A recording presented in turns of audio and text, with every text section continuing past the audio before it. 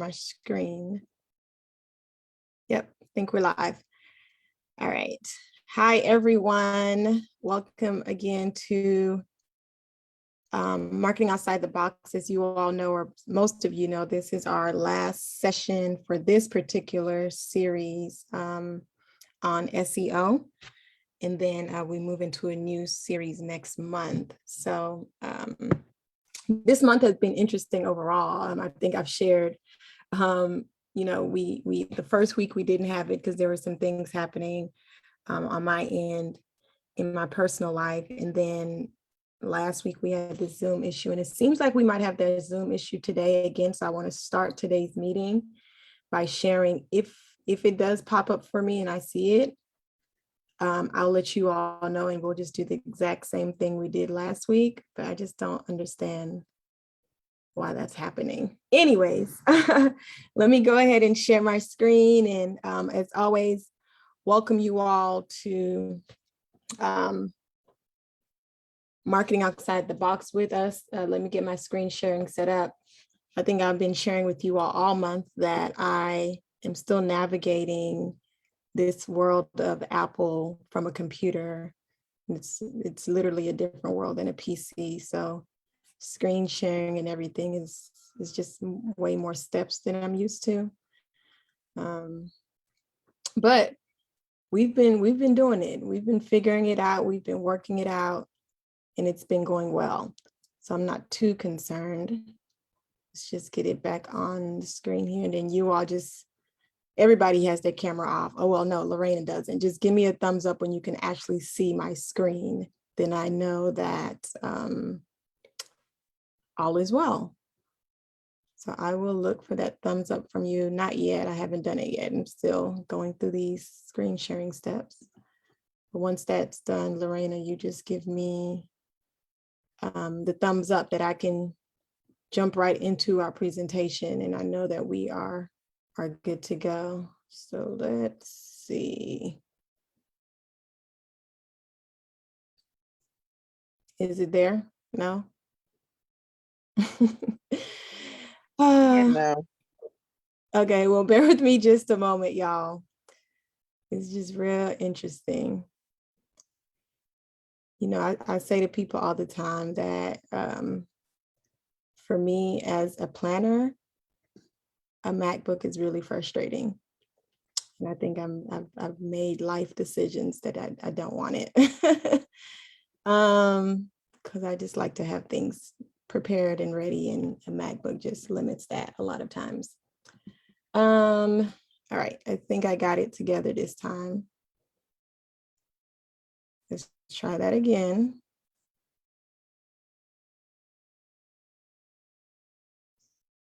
Are we there?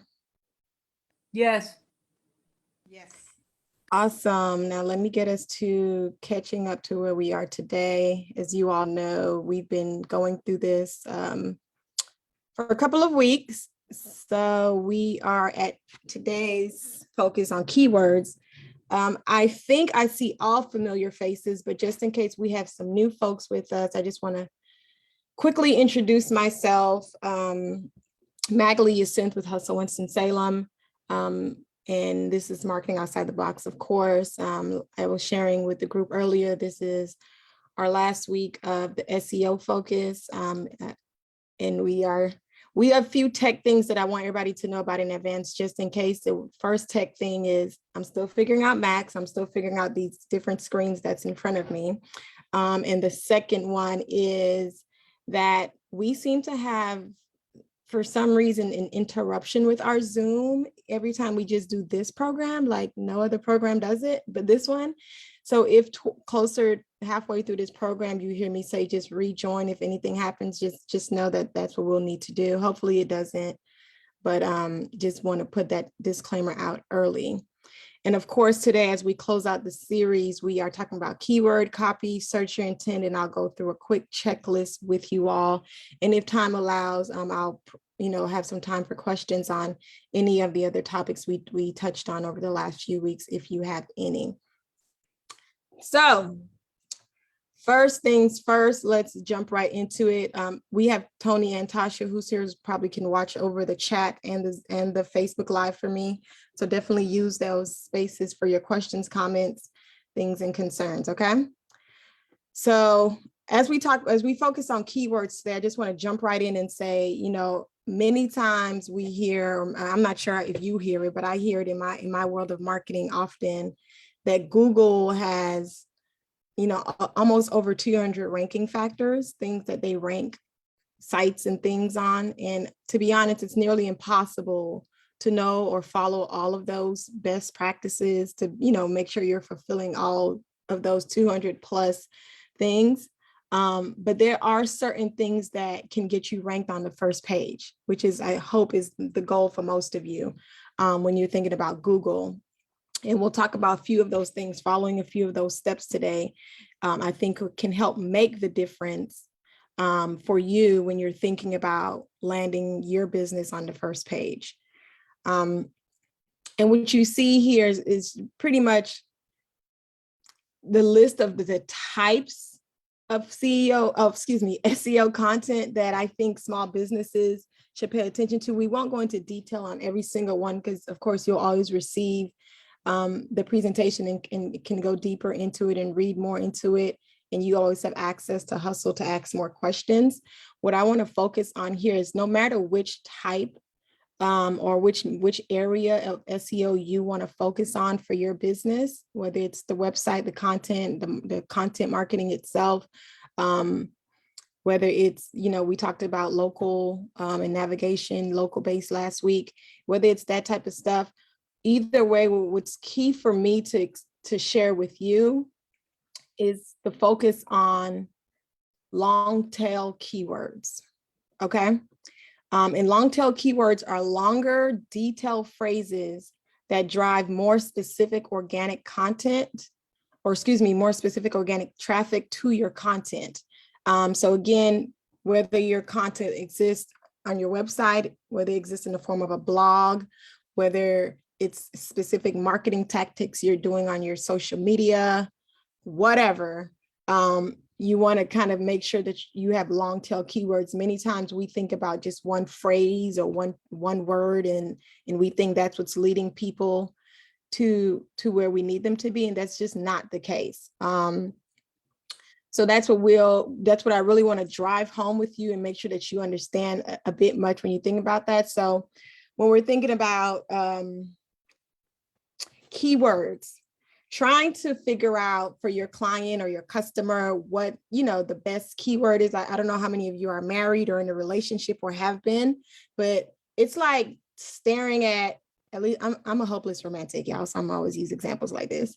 It's like, looking at someone I'm in a relationship with stare at the wall and me assuming that I know what's on his mind. Right? That's what you think you're doing if you're just throwing just words, if you're not asking questions of that person and saying, what are you thinking about? Why are you staring at this wall? What is going on?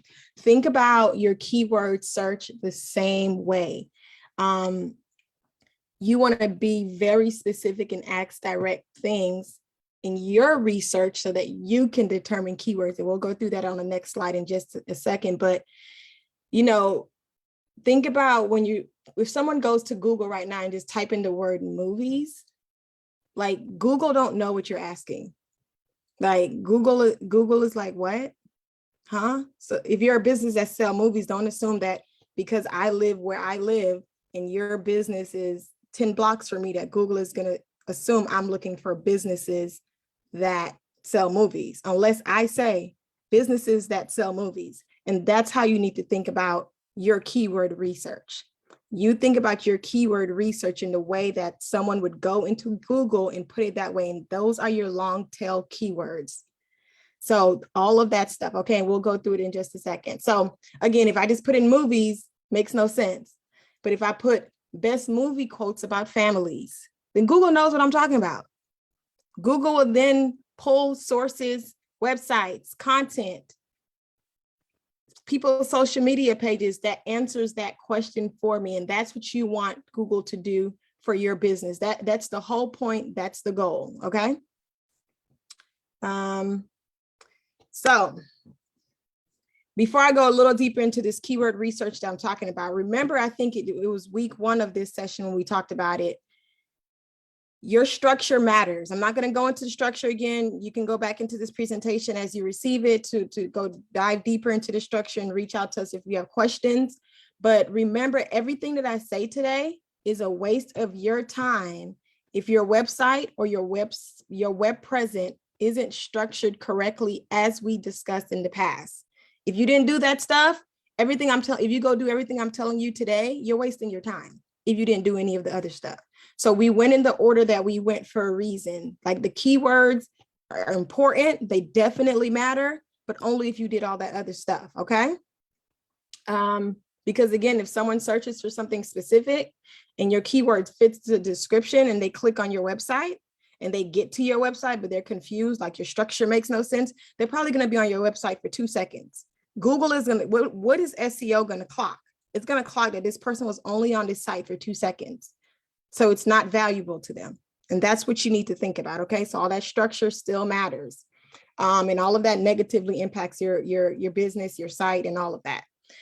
Okay. So let's talk about choosing words that real people actually search for on Google. This is called searcher intent, like user intent. What are they querying? What are they questioning? What are they looking for? I don't know that time will allow us to do that for every single business on the call today. So you need to think about your business as I talk through this, but you don't want to select a keyword and then stuff it into your website or your blog and all. You don't want to do that 50 times, 60 times. That's not good for you, right? Instead, what I suggest is you make a list of related keyword phrases about a specific topic that's natural to your business. Okay. So things that are natural to your business, you make a list of those words, make a list of those phrases. There is a free tool called Uber Suggest. And as I've been telling you all over the last few weeks, if it's in this presentation and it's underlined, there is a link to it. So as you see on the screen, there is a link to Uber Suggest. Use it.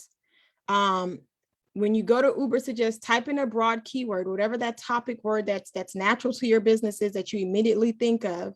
And you can do this for more than one word. Do one word and do the next word, whatever works for you. You type in that broad keyword and you filter out the specific phrases that support your topics the best, right? Because that's what Uber Suggest will do. It'll provide you with longer phrases that people are looking for in search engines, right? So make a list of that. Don't focus, because Uber Suggest will also give you a whole lot of other information. Don't focus too heavily on the keyword volume that you see or the competition that it tells you. Number one, because many of those statistics that it's saying to you, actually it's incorrect. So don't waste your time on Uber Suggest. Uber Suggest, you're going to it mainly for those keyword phrases that you're wanting to create your long tail keywords. Okay. So use the tool to give you ideas to research manually. And that's just step one. When you're getting those, when you make your list, you go to Uber Suggest, you put some of those words into your Uber Suggest, and you're writing down some of those phrases. This is all your step one. Then I suggest you go to extra mile and you simulate searches on Google using the phrases that you found in Uber Suggest. So if Uber Suggest tells me, my phrase is, I don't even know the example I just used. I think I used movies and families, quotes for movies and families. If I put that in and I put family quotes movies into Uber Suggest, and it gives me a phrase that says Disney, I don't know, I feel like all Disney movies are family movies, but Disney, whatever, and it gives me a phrase. Whatever phrase it gives me, you take that phrase or multiple phrases, but you take each of those phrases and you need to go into Google and search those phrases. Okay. That's the next step that I want you to do. And why are you doing this? Why are you doing this research? What is the point? You need to research these top results to see if you can compete with the content that already ranks for your chosen keyword phrases. You need to understand, do you have content that when I as a researcher put this stuff in, this is what people are seeing. Does my website, does my Instagram page or Facebook page, does my blog, does my whatever compete with what I am seeing? Am I talking about the right things? This is why you're doing this research. It matters to you. And then you ask yourself, can you do a better job than what you're seeing? Can you write it better? Can you make your content longer? Can you provide more informative content? That's when you start to really, challenge yourself in your business to become the type of site, the type of web presence that Google want to put on page one of their search engine. When you receive this presentation, you also see the link there to keywordseverywhere.com. I mentioned to you that Uber suggests I wouldn't use them for their volumes. You're really only using them for the phrases. All the other information they have is kind of incorrect. And again, it's a free resource, so it's not perfect, but it's definitely helpful. Now, keywordseverywhere.com, it is a paid feature. It's not something that you have access to for free. So if you have the money to spend within your business to go to keywordseverywhere.com, I suggest you do it. There's also other options. You don't have to use keywordseverywhere.com. I find them to be one of the cheaper ones. So that's what I put in there. But Amazon offers a great one too, through their Alexa device, their Alexa platform. I can't remember the name of the Amazon one, but I know if you put Alexa keyword, it'll pop up. Alexa keyword tool in Google, what I'm talking about will pop up. And basically what these things do, it makes it easy to find multiple versions of long tail keywords while you're actively researching your topic. It makes it easier for you to find long tail keywords while you're actively researching your topic. So actively researching your topic. So you're in Google and you're using keywords everywhere, and it's helping you find long tail keywords for your content, while you're also looking at keywords that are working. So, and from a volume standpoint, and meaning you may find, it may tell you 3,000 searches for this phrase is happening on a regular basis versus 50,000 is happening for this phrase if you do it this way. So it's a huge benefit to having it. If you want to invest money into your keyword research, but again, you don't have to. There are more organic ways to do it, but it does save you a whole lot of time. We talked the first week about, I know that SEO is a lot of work. And this is always work that you can outsource. But if you choose to outsource it, remember week one, and if you go back in this presentation, there's a list of questions that you want to ask the person or the company that you decide to outsource it to, so you make sure you are getting the best bang for your buck, because there's so much to SEO and you want to make sure that it benefits you, okay? Let's see here. All right. So the next thing I want to talk about is, you have your keywords, you have your phrases, you've gone through those steps. Now let's think about topics or titles on your website, or which you decide to name your blog, or whatever content you're putting out there. And I'm focusing on titles because that's likely what Google is going to pull first, right? So, and to be honest, you can do your topic and title work before you do the keyword research work. That's up to you. I prefer to do the keyword research first and then think about, what title or topic I want to name, even if it's just naming a page on my website. Like, do I want to call this services, or do I want to call this, features or whatever? I don't know. But even that matters. But having the list of keywords in front of you is literally half of the battle in my mind. So again, it's up to you, whatever process works for you. So the best way to know what to write is to know what your ideal customer is already searching for, as I stated. Then if you can answer their question better than anyone else, then you'll be recognized by the search engine pages, the search engine results pages, as a business that should appear at the top of the results. So to start, you can analyze the suggestions you get from Google's autocomplete feature. This is a free way to do this versus some of the things I mentioned before, some of the paid ways. So I'm sure most of you are familiar with Google, and you'll start to type something and Google will kind of gray out, would complete your phrase. What Google is telling you when that happens is this is what people are searching for. These are top searches, right? That's immediately telling you these represent the most searched phrases. So Google is ultimately already doing your keyword research for you when that happens. So don't ignore it. If you put your keyword into that search and it starts to finish the sentence for you, don't ignore what Google is telling you.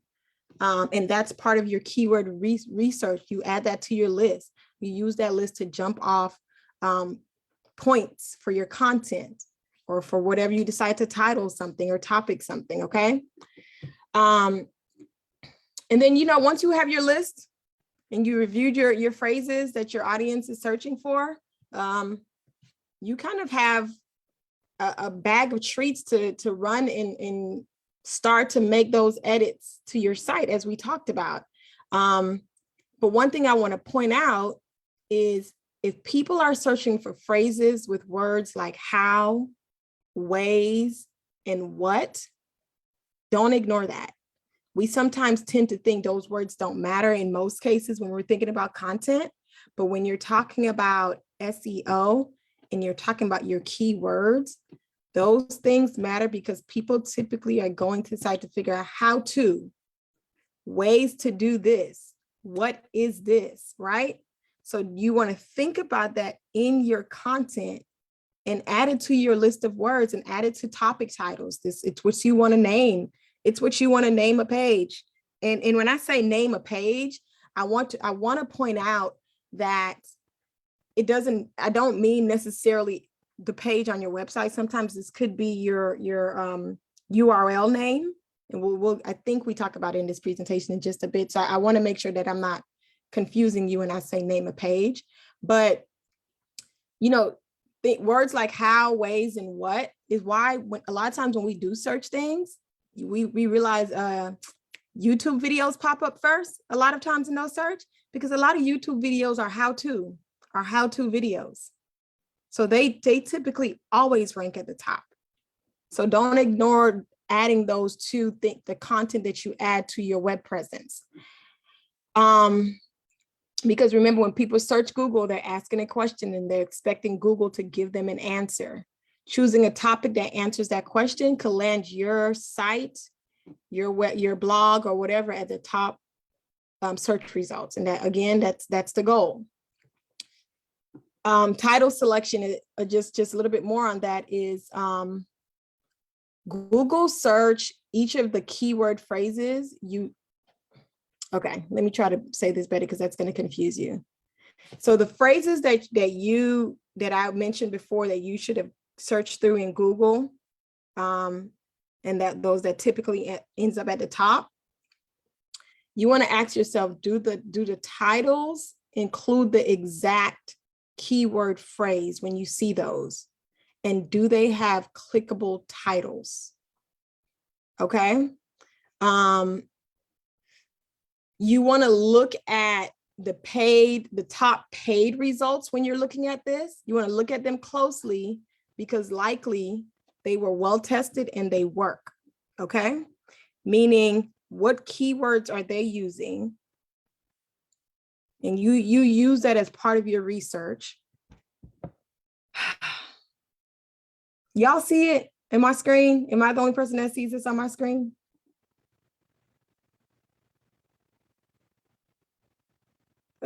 Okay, I'm getting that same message from last week about. Yeah, it's on my screen as well. Okay. I was gonna say maybe I'm crazy. I'm No, not sure why remaining. this happened, y'all. No, it says time left 9 minutes and 34 seconds. Yeah, I'm not sure why this is happening. On my screen, it's saying we need to contact Zoom IT. So if when it pops up again, if we get disconnected, we're gonna do the same thing we did last week. And you just join back from the exact same link, everyone, and just rejoin if we get cut off. I'm not sure why that's happening, and I sincerely apologize, but just a heads up to just rejoin in about 10 minutes or less. But anyways, Google has tested those paid results. Use that to your advantage. Click on those links, look at the phrases that they're using, look at the keywords that they're using. Don't be afraid to use that in your content. Be very careful not to copy somebody's work word for word. That does not benefit you. Google already did the crawl and the work to identify, their sites as top hits. You're just using it to make sure you include some of those phrases. You include what your research have showed you in your content, okay? And then the last thing, when you're thinking about your titles or your topic and everything like that, you definitely want to make it clear to anyone. Sometimes we try to be too fancy. We try to be too distracting. We have filler words. No, that's why that what, that how to, and all of that, that's why I brought that up. That makes it very clear to people why they are here.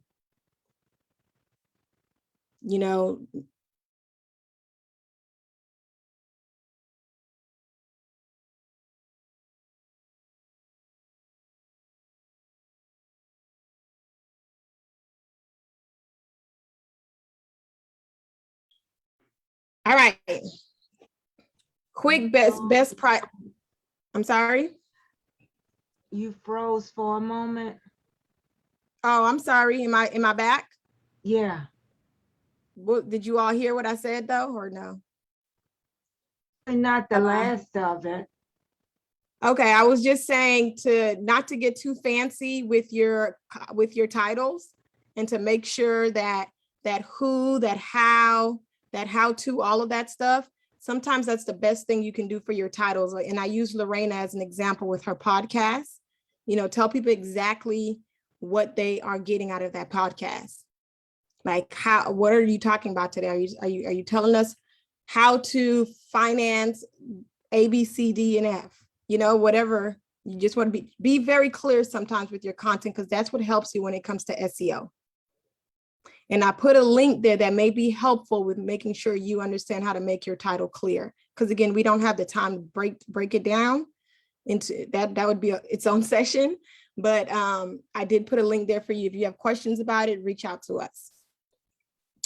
Okay, one more thing when you're talking about your titles, and I'm focusing on titles again, y'all, because this is what Google is going to pick up first from your content.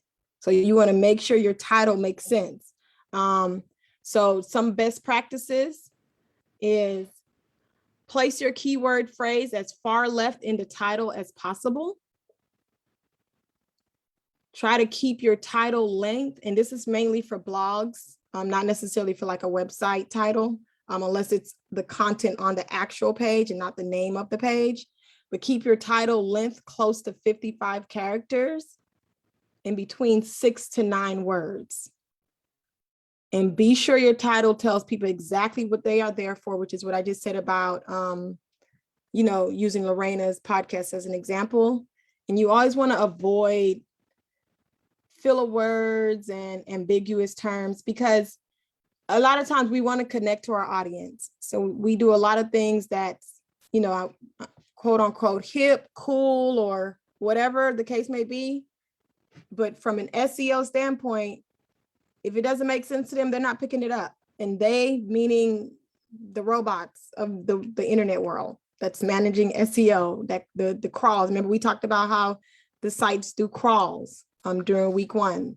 That's what I mean. That's who I mean by they.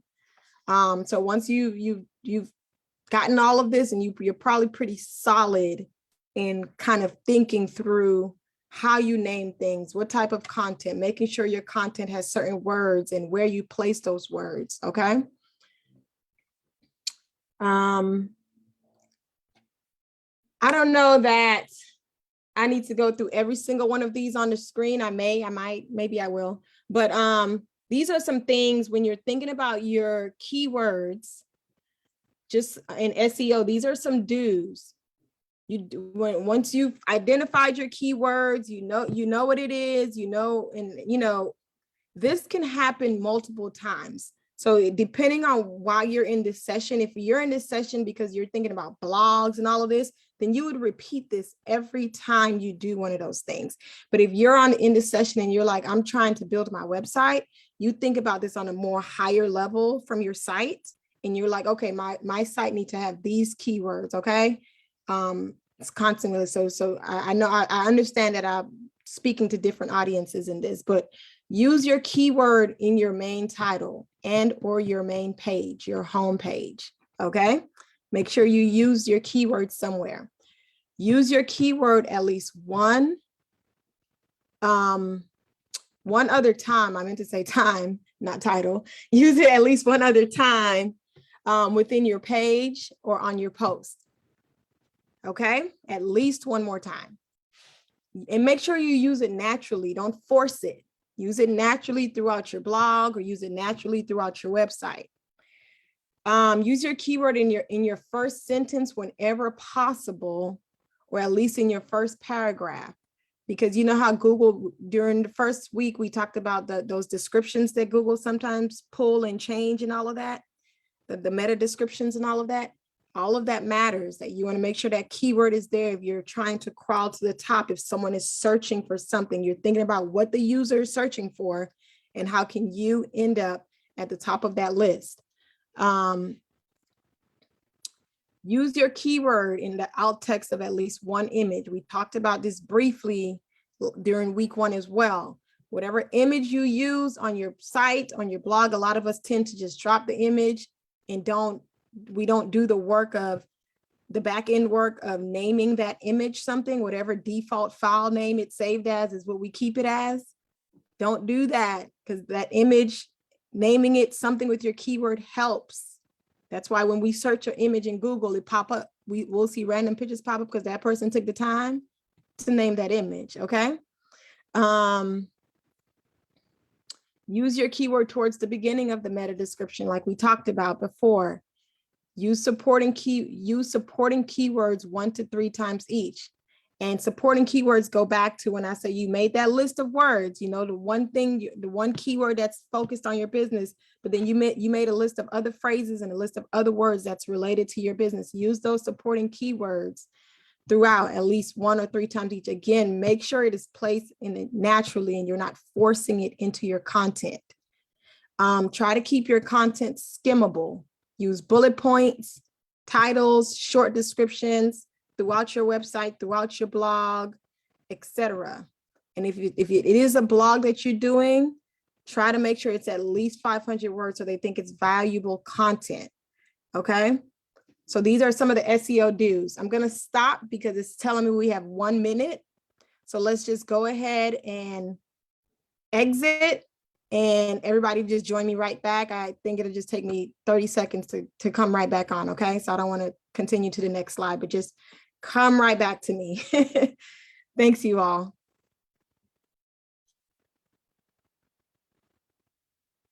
Okay, stop share.